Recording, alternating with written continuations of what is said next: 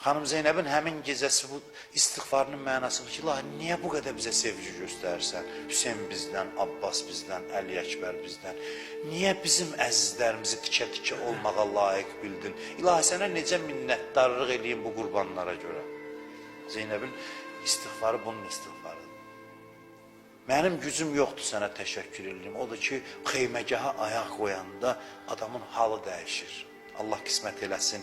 O xeymələri gəzəndə orada Zeynəb bəlaya görə üzr istəyib. Bəla sevginin təzahürüdür və Zeynəb deyir, mən buna necə qarşılıq verim? Acizəm. Zeynəb aciz halla orada dayanır. Sevgi bax belə eləyir. Əridir, adamı yox eləyir. Sevgi sözü eşidəndə aşıqlar ancaq və ancaq üzrxahlığa düşür ki, bağışla. Sən məni sevirsən, vay, mən neynəyəcəm, necə qarşılıq verəcəm, necə təşəkkür edəcəm, bu sevginin necə çıxacam yükünün altından.